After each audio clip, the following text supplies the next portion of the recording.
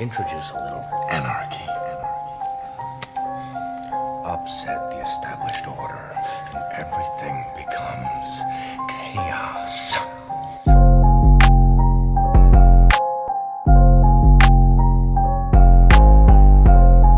Trapped in Austin podcast. Hey, John. Yo, Chris, what is up? What's up, man? Hey, again, I appreciate you doing the show, dude.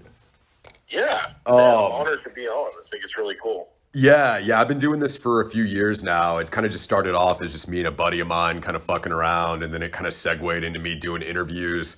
I kind of wish I had like kind of a bigger infrastructure to actually do kind of this stuff in person, but yeah, man, it's just kind of it's hard sometimes, dude. People are busy, so sometimes the remote way is just easier to do it than having to. I don't have enough like social equity to tell someone like, hey, come meet me somewhere in a studio and sit down with me for 2 hours. Like a lot of people, unless you're like really famous or have like a fuck ton of followers, most people aren't going to do that. So yeah, I mean, honestly, I probably would. I love meeting new people and like just chatting and stuff. No, for sure. I mean, that's my goal ultimately one day is I would like to get a studio and shit, but I'm still trying to kind of build this up to where I could probably do that one day. Yeah, that's awesome. Yeah, for sure. So before we kind of dive into Revent and your entrepreneurial side, I kind of want to hear more just about you as a person and kind of how, like, where you grew up and kind of how you got into construction. Yeah, so I was born and raised in White Plains, New York. So that's like 20 miles upstate of Manhattan. And actually, kind of crazy, when I was 5, my dad was about 25. My parents had me young. He broke his neck. So he was in a wheelchair, paralyzed from the neck down. That's pretty much only how I know my dad. And then by the time I was 10, he died of complications. So like very early in life, I feel like I was just like punched right in the gut. And life was like, what the fuck are you going to do about it? And I remember the exact thought of like, just like, I knew I was getting the news. Like, my dad was in a coma. My mom came to pick me up from school, and I was like, this is it. This is, like, the worst fucking moment. This is what, like, I've had nightmares about, and this is, like, everyone's, like, worst-case scenario. And, like, in that moment, I was like, damn, but, like, there isn't some, like, pit of hell that opened up and, like, sucked me down into it, It was, like, I was like, shit, like, this sucks, but, like, like, I'm fine. Like, I'm safe. Like, and obviously there's a lot of, like, things that have been tough because of that. But, like, in that moment, it was almost like I realized that, like, there's not much to, like, actually fear. Like, a lot of the shit that we fear is kind of made up, right? And I'm like, it made me, like, think about, like, being afraid to ask a question or being afraid to go against the mold or, like, being afraid of, like, menial failures in life. Like, none of that shit fazed me, So it was almost like it gave me the key to, like, unlock, like, just going out and doing shit, Yeah, no, that makes sense, man. Going through that kind of adversity at a really young age. I mean, I think to your point, when you experience that, it kind of makes the other things seem trivial, right? Where you're like, if you go through something like that, like losing a parental figure or a family member, or whatever the case may be, it makes the other stuff just seem kind of irrelevant, And that's why, I think it can make you fearless at a young age, Yeah, it can. I think it can work both ways. Like, it can make you like, oh shit, like, what if this happens again? This is horrible. Or like, so for me, I really feel fortunate. Like, a lot of people are like, oh, I'm sorry, and I'm like, it's just like, I don't know if I would like take it back. Like, the way that it's like given me so much, like, it's not even courage. It's just made everything so relative to me. Mm-hmm. It's just like, like what? You miss out on that job opportunity. You don't make the sports team. Like, you fail a class. Like, all that shit is fucking bullshit. Like, why do we worry about that stuff, I know. Yeah, that's it's funny, man, that we're talking about this because I was thinking about this like a couple days ago. It's like kind of just like the societal construct, especially like living in America. We really are kind of conditioned to stay hyper focused on these things that really don't matter in the grand scheme sometimes. And it's not even really our fault. I think we just kind of, especially guys like in our age group, like we grew up around just hyper consumerism, advertising out the ass. Like advertising really took off in the 80s. Yeah. And so it's just like we grew up. Yeah. The internet was made like in our lifetime, as insane as that sounds. I know. You know? It's fucking nuts, man. One thing I did notice about you, so you did play D1 football at Rice. Yep. Mm-hmm. Talk to us a little bit about that and kind of what that experience was like. Okay, so this is kind of a good segue. It's like what I did is like, since I was like just balls to the walls. I mean, you know, I was always really big. Like when I was 4, they thought I had giantism because I was like the same size as like I was on 12-year-old charts. So like just always like, you know, my dad was a huge athlete, got me into football and wrestling really young. So I feel like after my dad died, everyone was like so focused on that and broken and like, and maybe I wasn't getting like the attention that I needed. So I was like, fuck this. I'm just going to like kill it in sports and get all these accolades. Right. So like, the best thing actually happened. My mom met my stepdad. We end up in Texas, in Houston. This is where football's king. You know, I'm on varsity as a freshman in like a massive high school, Cinco Ranch outside of Houston. I'm, you know, varsity wrestling too. I end up being undefeated, unscored upon, heavyweight state champ in wrestling. That all helps me in football. Had a bunch of different opportunities for like way more academic schools, way more football schools. And then my wife, we met in 8th grade, right? So she ends up going to U of H. And I'm like, damn, like I don't want to be separated from her. And like Rice is the best of both worlds. So I went to Rice, full ride, started all 4 years there. Like I was so obsessed with like my whole life. I thought I'd be a pro athlete. Like I literally never thought about business. No one in my life is in construction or real estate or anything like that, like direct family. But you know, like I got so burnt out on football. I was like, dude, I'm just over this. So after college, I didn't even try for the NFL. I was like, I'm going right to law school. So I went to law school after college.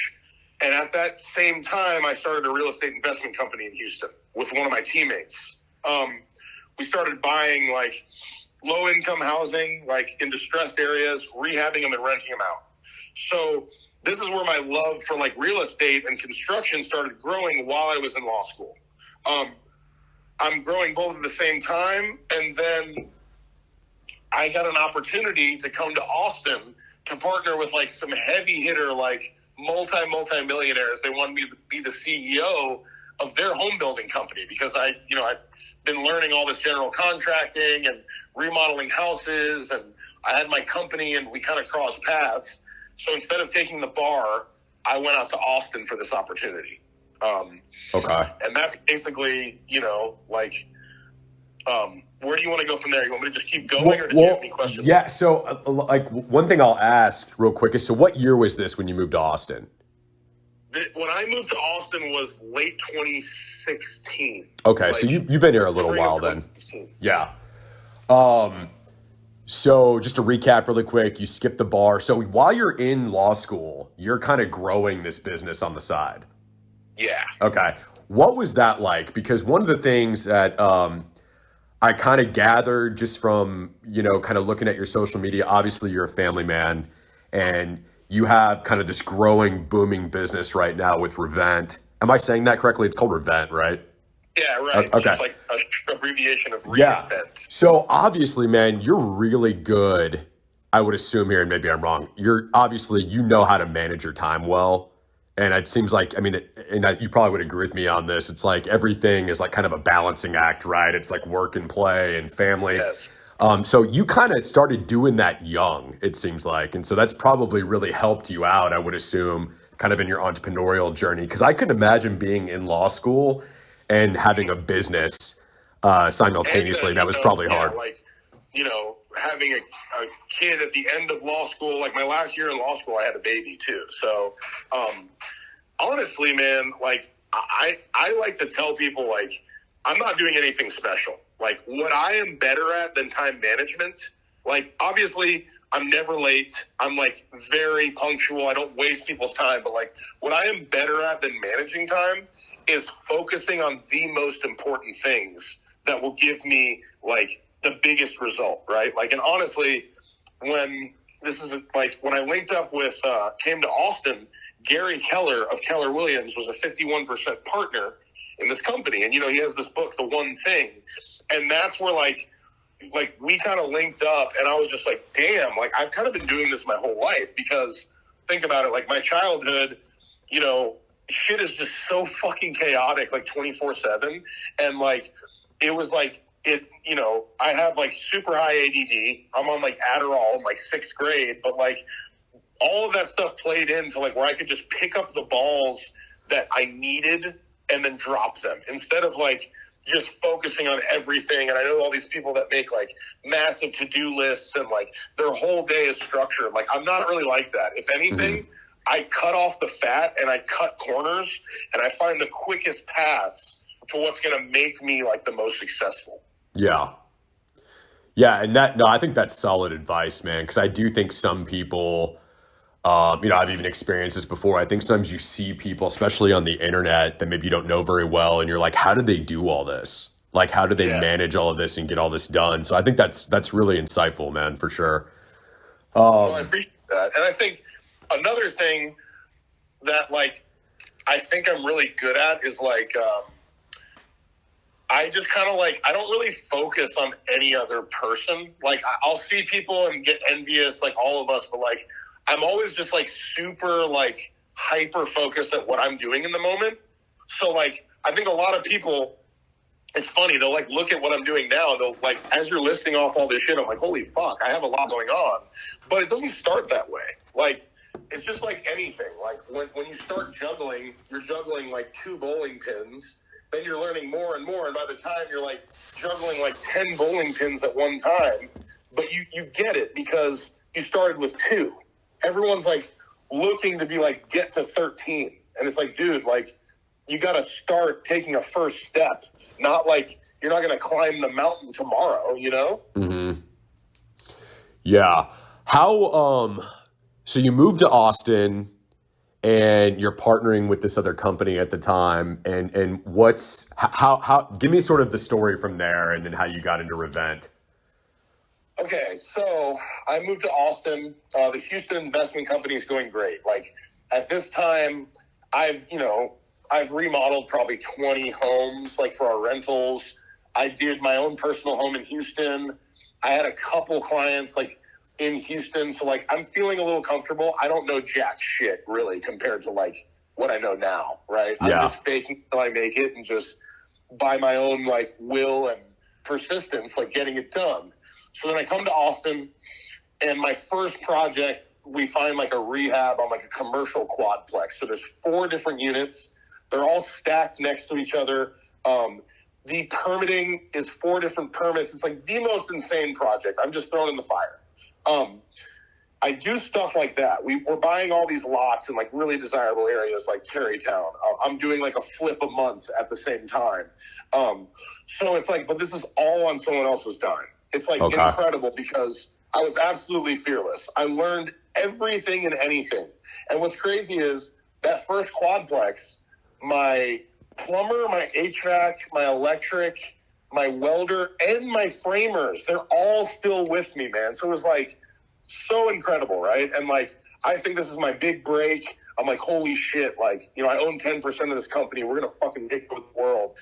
Dude, in less than a year, at this point, I've bought a house for double the price of my Houston house with my wife, my 6-month-old child, and her sister living with me. Within a year, our biggest investor was like, we're looking at global data. The Austin market's going to crash. This was in like a plateau in the Austin market in like 2017. We're selling everything. And I'm like, fuck. So I'm literally out of a job. And I think I'm like a failure. I'm like, I just fucking moved from Houston. I skipped out on my law career. Like, what the fuck am I doing? But during the whole time that I was doing work and posting on my social and stuff, all of these people were like, mostly friends and like friends of friends, like, hey, come remodel my kitchen and my bathroom. And I'm telling them like, I'm not set up for that. Like, we're doing these big projects, like for investments. Like, so then when we winded everything down and sold everything, I'm literally out of like a main source of income because the investment company just keeps feeding itself. I go back to each and every one of those people. I started Revent, and I think my first project for a client in Austin was like a $5,000 master bathroom. And for like just the sake of argument, like our bathrooms start at like 120 now, right? Yeah. So yeah, I mean, and then it just all fucking snowballed, and I started doing bigger and bigger projects. I was like, made it like a huge point. Like my kind of motto was like 100% satisfaction 100% of the time. So like just overly communicative. Everyone was so happy. I got amazing reviews, and I kept meeting different architects and designers, and you know, we would do like our first whole home was like $250K, and we ended up winning a local award in the National Association of the Remodeling Industry, and then that opened doors, and like it just all kept snowballing. Yeah. Damn, man, that's wild. Isn't it crazy how like the pieces fall into place sometimes, like with stuff like that? Because it's just, it sounds like what, you know, you just kind of, life's funny like that. Like you just kind of keep your head down and work, and it's like sometimes things just come to you. Like the opportunities come, especially if you're talented, you know, or people see that you work hard and they like you as a person, you know, like that stuff just goes such a long way in business. It's actually a complete mind fuck, dude. I bet. Like, yeah, and what my mantra is whatever situation I'm in, there's always a path forward. There's always a path forward. What I think has really, really helped me is like bringing back all my childhood and like my kind of like lack of worry and fear of like to quote unquote fail. I'm also like an opportunist. When I see something, I will be the first person to snatch it. You know what I mean? Like the best seat in this area, or like everyone's going right, that's crowded, like I'll go left. You know what I mean? It's like, yeah, I immediately like jump on things. So what I think is like, you know, like I just finished law school. Like most people would be like, oh, I need to like go be a lawyer. I'm like, oh shit, I have this crazy opportunity to go to Austin. Like I could be a fucking lawyer. I could take the bar whenever I want. Right. So I just jumped on it, you know? Yeah. And then it's like, you know, I was even thinking like, should I just move back to Houston after everything wound down? I'm like, no way. I love this. Like, let me just jump right in again. You know what I mean? And that has always like really played out for me. Yeah. Let's talk about your social media presence really quick. So when did that kind of start to, because one thing I really noticed about you, you're real savvy with the social media stuff, which I really respect, by the way, because that's really kind of how the game is played now, as you know. And how much of that has factored into you getting business? And when did that kind of start to, when did that shift happen for you where you kind of noticed like, hey, this is starting to grow. I'm getting a lot of kind of traction on Instagram. Like talk to me a little bit about your social media presence and how that played into your business. Yeah. So let's just go back to like, you know, in like, let's call it like 2012, 2013. That's when I started my real estate investment company. In like late 2013, that's when I remodeled my personal home. I was putting everything on Facebook. That was like my thing. I was like, everyone's on Facebook. I quickly got to like 5,000 friends, and that was the limit, right? Mm-hmm. Then Instagram came out, and I was like, like, you know, I have all this shit on Facebook. Like, why would I leave this platform, you know? Then, like, shortly after, like maybe a year or two, Facebook just starts getting, like, I'm like, okay, this is going nowhere. I'm capped at 5,000. I have a great network. It's like definitely helping me out in a lot of different ways. But like, I just hated the culture. I hated the like politics. It was like, then I'm like, okay, this shit is like for old people. I need to jump on IG. So I was a little late to the Instagram game. But a bunch of my Facebook people came over. So I had like at least a few thousand followers on Instagram. As I'm posting more and more, this is probably in like right about when I'm moving to Austin, honestly, is like when I started really getting more into Instagram. Mm-hmm. But still, I'm working so fucking hard. Like it was only me. I didn't have a project manager. It was me managing jobs. I did the sales. I did the project management.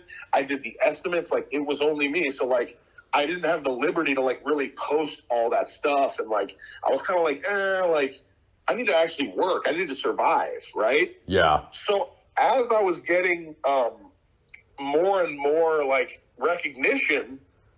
And like, I'm like, damn, like, you know, people really like our projects. We're winning awards. Like, I need to market myself rather than like, you know, I'm on like these services like Yelp and Angie's List. And I'm like, dude, I'm like, people are finding me there. They need to be finding me through like my socials and my website. So then I started really leaning in. Let's say this is like 2017, 2018. And followers just started organically growing. The most massive turning point for me was when I met my videographer. And this is actually insane because he put an ad on Austin Jobs, not like an ad, just like a like, hey, does any other videographers want to collaborate in Austin? I'm new. I just moved here from Minnesota. And I'm like, I go into this like Austin Jobs thread on Reddit. I look at some of his work. I'm like, damn, this guy's like pretty talented. And I was like, hey, man, I have all these cool projects. And like, I don't have the time to like film it all. Like, can I just hire you like hourly? And we end up linking up over the next course of a year. This is like, yeah, up from like 2019 to 2020. We just start like, dude, I'm paying him like, we're putting out like at least a video every other week. Like, we're really liking each other. We're finding our style. And then this motherfucker, like, basically is like, look, dude, like, he's now started his freelancing career. So he's, like, hustling, like, trying to make ends meet. His wife's pregnant. He's new from Minnesota. I was referring him to all these friends. It was awesome. And then, like, basically at the end of a year of us working together, he was like, look, man, this is what I've made, like, hustling my balls off. I'm going to write you, like, a business proposal to hire me full-time for this amount. And he did, and it was just like genius. And then I hired him on full-time. Ever since I made that choice, my Instagram, like, we're full on YouTube, has like been exploding, right? I bet. Yeah, and then now with like this standout project, the Modern Victorian, it's not like a bunch of people are following me. I'm starting to actually see the like exponential growth of like more followers. Like when I first met up with Derek, my videographer, like a year and a half ago, I only had like 6,000 followers. So now I have like 23,000, right? Mm-hmm. So I think it's been pretty rapid just in like the year and a half. Yeah. That's awesome, man. I wanted to ask you about the videographer stuff, but I didn't know if you wanted to give your secret sauce away or not. Cause I think that's really, yeah, it's funny, man. I really think that's kind of what you need. If you're an entrepreneur and you have the extra, capital to invest in someone, that is so crucial in my opinion. Like, I really think that's, I mean, obviously, like, I think the sky's the limit for you in regards to this industry, and you definitely have the personality for it. But I think that some people, they don't realize like how vital it is to like really, you really got to be on social and making these videos and showing people, because that's really, everybody's on their phones all fucking day anyway. That's the most grassroots way of advertising now. And there's like, I feel like for everyone, me too, it's like, you just get this feeling of like, oh man, like, do I have to be this big of a narcissist? Like, do I have to like, I already have a full-time job. Now I need another full-time job for my socials and for this and that. It's like, no, just like be yourself. Like, if anything, it's also you're connecting with all your friends and family, and you're just like putting out in the world what you do. And then you're also engaging with them, right? And I think for some people, it's just like a huge hurdle of like, they don't want to adopt the technology. But then like, I reminded myself, like, man, if I jumped on IG, like when it first started, I'd probably be like way, way ahead of where I am. So like now like TikTok's here and all this shit. And I'm like, God damn it. It's hard to keep up, but I need to make myself relevant. And the other thing is a bunch of my competitors, they're all referrals. They're all word of mouth. Like as all of these like boomers are kind of aging out and like millennials and technology era is like coming into play and buying houses, they're like finding people online. Like that's the only way we can really like represent ourselves, right? Like, how do I show someone a house? Yeah.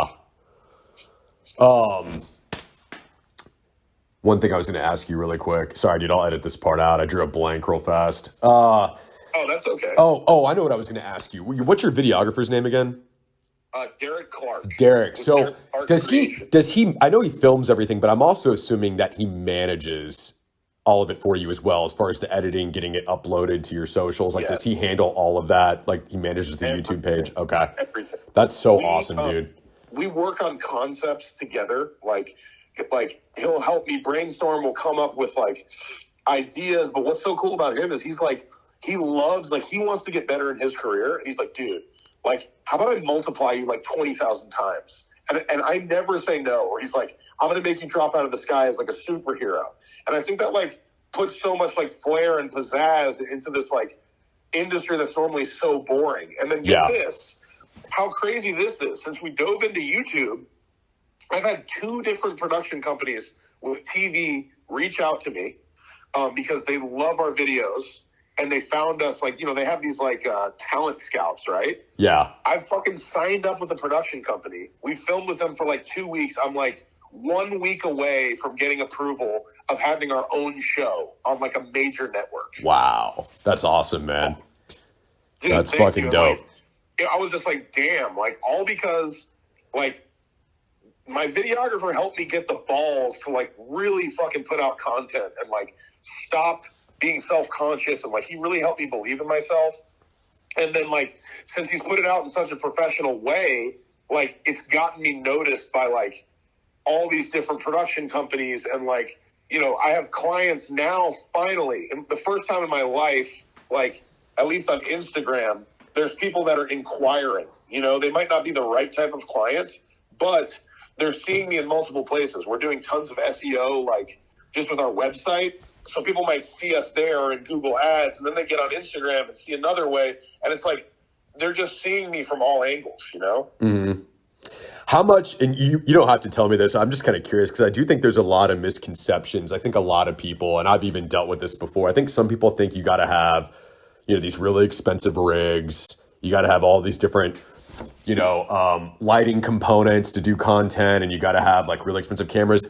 I mean, how much of this sometimes is like you guys are just kind of improvising and he'll pull out a phone and you guys just start fucking around and recording on an iPhone?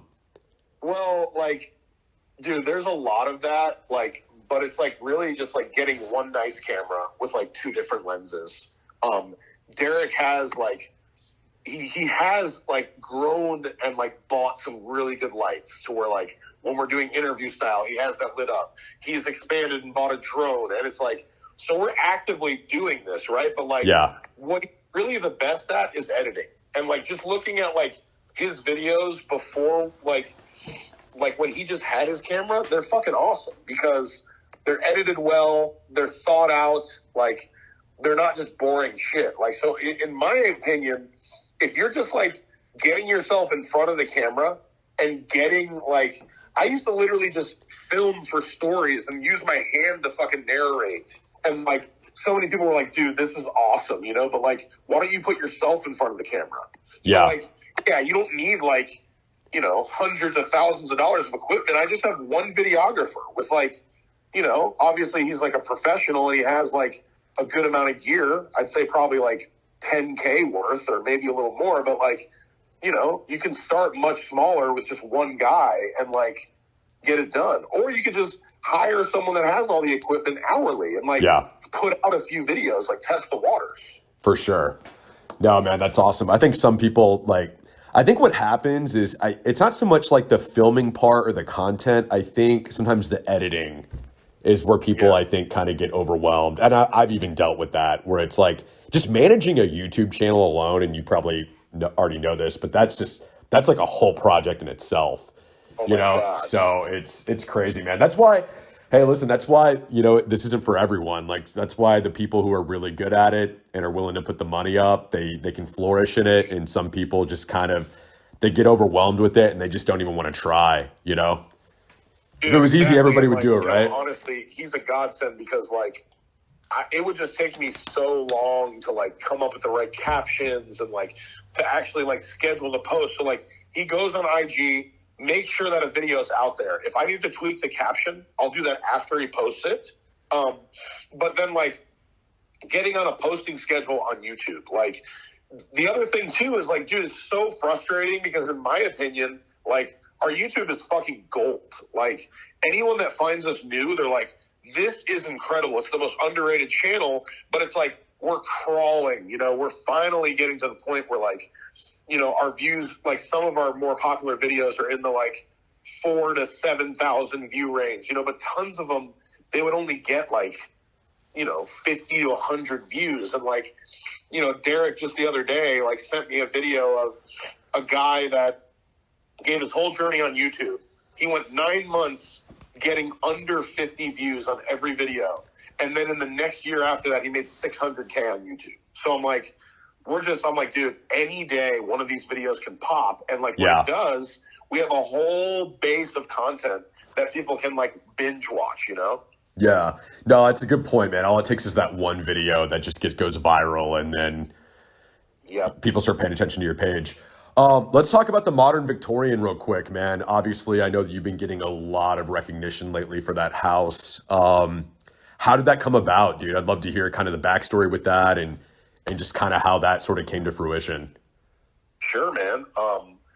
So I like, you know, my dad and I, when I was like really young, like we would watch every fucking horror movie. It was like a family tradition. My uncle was super into horror movies, and like, so I just grew up like loving the dark, loving spooky shit, like loving monsters. And like, you know, as I got older, I didn't know it at the time, but like there was just something so like entrancing, like these haunted houses. I'm like, God, it just, that vibe is so fucking cool, you know? Mm-hmm. And then when I started like remodeling homes, and the very first home that I ever did, which is like quote unquote more high end, it's all relative. Like at the time it was my first personal home in Houston. And like, I was like, oh my God, this is the best creative outlet. Like I have enjoyed this design portion so much. And I didn't realize that. Right. So I start getting into home design, and I'm watching horror movies, and I'm like,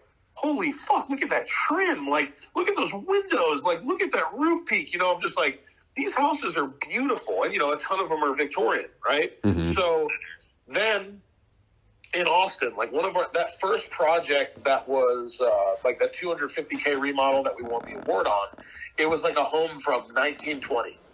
So we like restored this house, and it had all this beautiful trim, and it had some Victorian elements, like really old kind of, you know, just like all of these awesome touches. And like basically all the foundation was shit.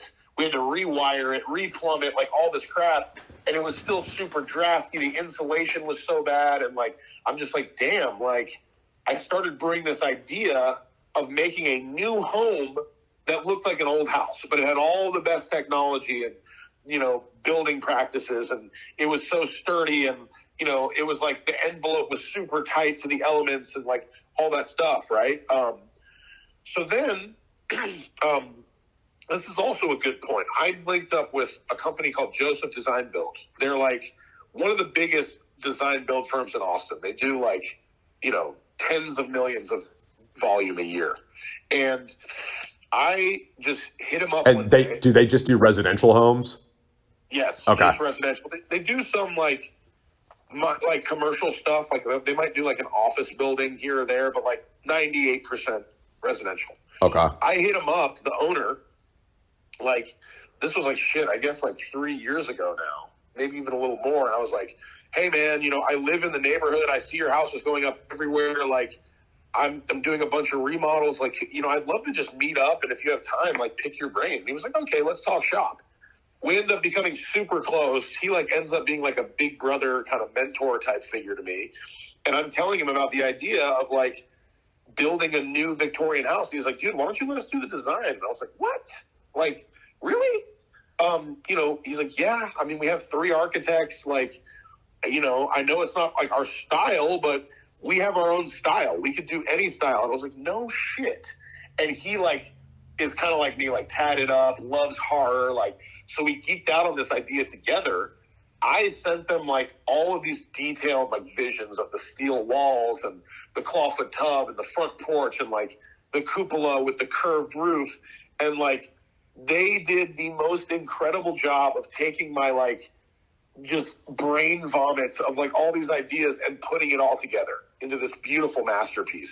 Yeah. And honestly, I've just fallen in love, dude. It's like the first time in my life I don't have a client because this is a spec home, which means I buy the dirt, I build the house, and then I sell it. So it was like 100% my creativity. Like, I made the judgment call on everything, and it was like the most fucking liberating, like, valuable experience I've had. It feels like, you know, like raising a child. You know what I mean? Yeah. And it was also really nerve-wracking because I'm like, what if people hate this? You know, like everyone loves these white, like modern boxes, and I'm putting up like a black castle-looking house, you know? And the response has just been incredible. I think everyone is like loving that we've like taken risks. And I mean, like, you know, there's some haters, and it's like it can be polarizing. I know that, but like, it's just like so validating that like so many people think this house is awesome.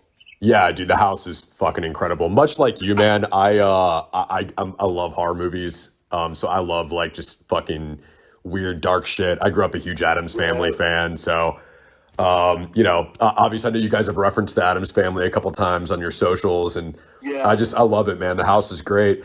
Couple questions for you about the house. Was there ever a part of you, and I'm sure people have asked you this, but like when it's done, was there ever a part of you that's like, I kind of want to live here? I kind of want to. Yes. And honestly, like, I probably would if it hadn't been for like, so remember when I moved here in like 17, I bought a house right in Bolden on West Mary Street. So super popular area. We remodeled it like super cute. People fell in love with it. We sold it for $450K over asking in June. So like, it was like the single most like best investment I've ever made in my life. Just buying that house, fixing it up, selling it. I immediately bought this like legacy lot in Barton Hills that backs up to the Greenbelt. It looks like fucking Lion King in my backyard. So like, this is now where I know like my dream home is going to be. So like, that really is the only reason why I haven't moved into the Modern Victorian. And honestly, just to even go deeper, I remember like the first day it went live on the market, this dude pulls up, he gets out, like he's got like a Balenciaga shirt on, he comes out of a Lamborghini Urus, like all blacked out, and like I saw him at, you know, I was leaving as he was coming to meet with my realtors, and my fucking heart sank, dude. I was like, holy fuck, like this guy could actually buy this house. I have to actually give this house away. Yeah. And I got emotional, you know? That's how attached to it I am, but like, it's also like the whole purpose of it too. For like, sure. You know, so like, yeah, it's a double-edged sword, but it's also like, that's what it's always been destined for. Yeah. Is that house still available or is it sold yet? No, it's still available. We have a ton of interest, and I think everyone's just kind of like on hold now. We've gotten like super, super close. Yeah. But, you know, we put it on in December, so we're approaching like, you know, the better half of a month and a half. And I was expecting it to be like, you know, a 3 to 6 month process anyways. I'm in no rush. And like I said, I'm super emotionally tied to this. So like, I'm not letting it go for some deal, you know? Yeah, totally. Yeah, I was going to say, you know, once it went live, if it had sold right away, has it probably on the back end kind of indirectly helped though, because you've been able to kind of go over there and film more content and stuff? Like if it had sold right away, it would have affected your content, I'm assuming, right? In regards to... Yeah, this is like the best marketing for my career I've ever done. I've already gotten like 3 or 4 amazing custom home clients from them seeing it. All the exposure of like it going viral, like it's probably gotten like 15 million views on like a few different videos that have went like super viral. Like my socials have been exploding. I'm going up by like almost 1,000 every couple days right now.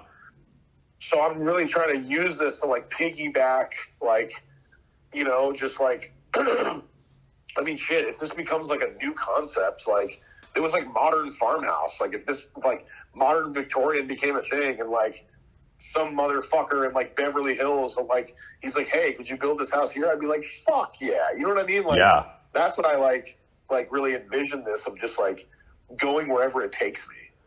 Yeah, for sure. It's kind of just like a trend. It's kind of changing the trend a little bit. Like you're saying, after a while, things start to get kind of too uniform with just all the modern farmhouses because everyone's kind of just going for that look. And obviously, I don't know jack shit about this stuff. So, do you know why that trend is so popular right now? It seems like because after a while, all the houses start to look the same, and that's why I really like the modern Victorian because it just went completely against the grain.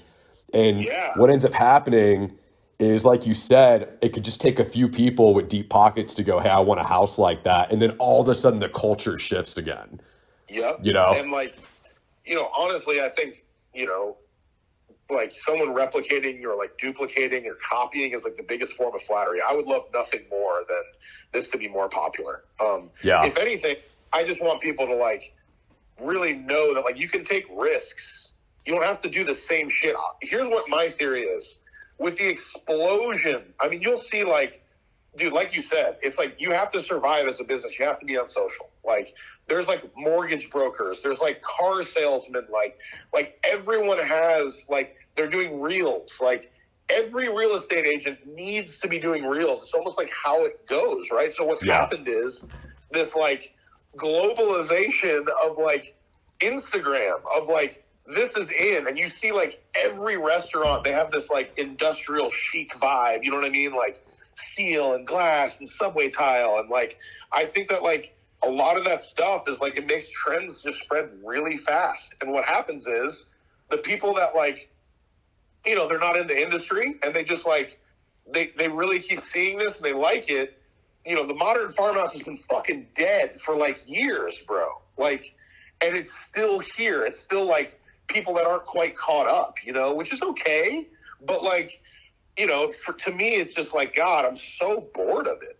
Yeah. Like, it's so dead. And another reason is a lot of the ways of building in that way, they easily help you like build things simply with like cheaper materials, like lap siding.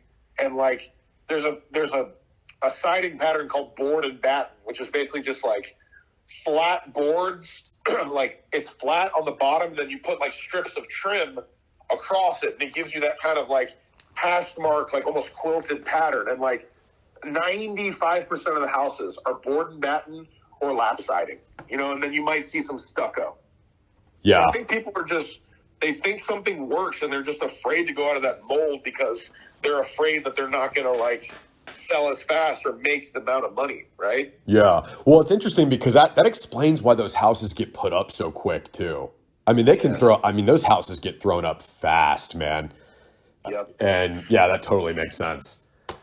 Yeah, and it's easy. You just put like it's a triangle shaped house because like in farmhouse, like gables, like, and dormers are like, it's the end all be all. So you just make like a house that looks like a little kind of like farmy industrial, like, it's just like a triangle, and, try to be a little minimal with it and like make everything white. Yeah. And there you go. And then sell it to somebody for $2 million and they're like, hey, this is a deal. Dude, People pay that all day long for those houses.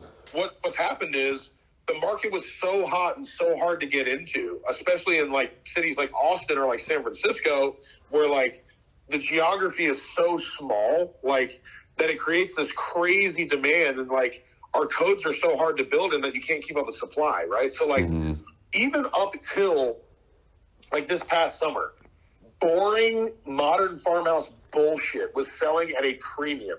Now interest rates have gone up, and all of these houses that are like, they were like basically taking advantage of people back when the market was crazy.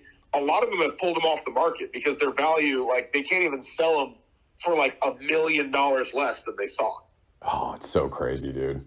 I know. Can I ask you about that? And I don't know if it benefits you to talk about this stuff because you're in the industry, but it's like, where do you kind of see things going in the next couple of years? Do you think the market drops even more, or do you think it? No, man. I mean, I'm biased, right? Yeah. So you can take this or leave it. But like, what I honestly think is we're in the eye of a hurricane right now. Like, everyone is on the sidelines at pause because they're hoping that prices will drop more. And dude, people always do this. Like, right now is the best fucking time to buy because there are people that are desperate that, like, want to move stuff and you're getting the deals, right? But what's happened is, again, Austin, the supply and demand, there is not enough houses for how many jobs are moving here. Our code makes it so hard to build new houses. Everyone's waiting on the sidelines. It's like a slingshot. We've been slowly pulling this rubber band back over the winter. I think in spring it's going to fucking explode, and then everyone's going to get the green light, and everyone at the same time, just like everyone at the same time they're not buying, everyone at the same time is going to buy. And I think it's going to be another big price hike, or at least go back to where we were. Yeah, that's interesting, man. Yeah, there's Austin's not a big city land-wise. It's a lot of fucking people crammed into a small space. People forget how small of a city it is. Yeah, it's not like Houston or Dallas. John, by the way, I thoroughly enjoyed this interview. I want to ask you a couple just quick fun questions before we get out of here. But like, I always ask everybody this, like, what were some of your favorite movies growing up? And do you have like a favorite band or like a favorite album from like of all time? Okay, so favorite movies. I saw The Exorcist when I was 6. Dope. And it kind of like traumatized me, but like I was obsessed with it, you know, like it was just like something about it, just like, you know, again, it's like it made like, you know, Freddy Krueger and like Jason and Michael Myers like almost seem not scary to me, you know. Totally. So, like, those were definitely my favorites. I have a Freddy Krueger tattoo. I love just like anything like really creepy and kind of like deranged, you know. I think it's just so like fun and honestly comforting in like a weird way. Like it's almost like, I don't know. Maybe it's actually fucked me up a bit. No, The Exorcist, it's funny, man. The Exorcist is one of my favorite movies of all time also. In my opinion, awesome. It's like, not by a long shot. Like that movie just supersedes any other horror film, in my opinion. Especially for its time, dude. I can't believe that movie was made in like 1973, I think. Dude, I know. And it's still fucking scary. It's still, like, it's aged so well. Yes. So, yeah.